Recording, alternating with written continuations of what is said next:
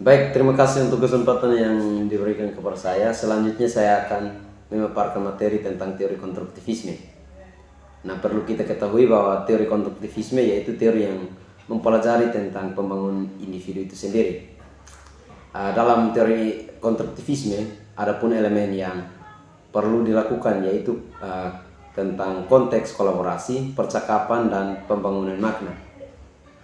Nah, dalam teori konstruktivisme, ciri-ciri pembelajaran itu yang pertama mendorong terjadinya kemandirian dan inisiatif belajar pada siswa. Kemudian berpandangan bahwa belajar merupakan suatu proses, bukan menekankan pada hasil. Nah, dalam teori konstruktivisme dibagi beberapa tahap. Tahap yang pertama perlu kita ketahui bahwa guru harus bisa memancing peserta didik tentang suatu topik atau pokok bahasan yang dipelajari. Kemudian tahap yang kedua yang kita perlu pelajari yaitu guru harus meminta peserta didik untuk mencari solusi atau menyediakan konsep yang telah dipaparkan di tahap pertama. Itu tahap di mana guru memberikan pertanyaan pemantik untuk memancing siswa sehingga siswa bisa berpikir kritis untuk menjawab pertanyaan tersebut. Selanjutnya kita masuk pada tahap yang ketiga di mana peserta didik diminta untuk memberikan pemaparan materi tentang konsep yang dirumuskan berdasarkan pengetahuan yang telah diperolehnya. Selanjutnya kita akan masuk pada tahap yang keempat. Pada tahap ini guru bisa mengondisikan suasana belajar di dalam kelas sehingga menjadi lebih hangat, santun, dan wibawa.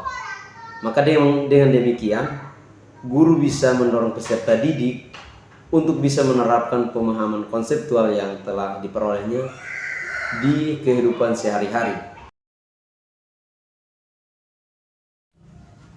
Baik, seperti yang sudah disampaikan oleh teman saya mengenai strategi yang perlu dilakukan dalam model pembelajaran kontekstual teaching learning, di sini saya menyampaikan strategi dan pendekatan pembelajaran yaitu membuat aktivitas dalam kelompok.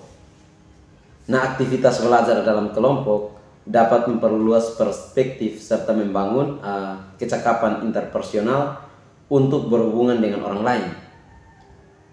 Nah, di mana yang dimaksudkan dengan aktivitas kelompok di sini yaitu bagaimana siswa aktif dan juga siswa belajar mandiri dalam suatu kelompok. Di situ partisipasi siswa yang kita lihat.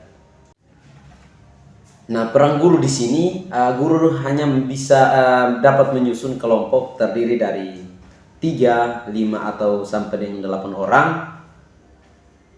dengan tujuan untuk bagaimana melihat tingkat kesulitan dalam penugasan. Nah, mungkin itu yang dapat saya tambahkan mengenai model pembelajaran ini. Strategi yang perlu dilakukan dalam model pembelajaran kontekstual teaching learning. Selanjutnya akan dilanjutkan oleh teman saya. Sekian waktu saya berikan.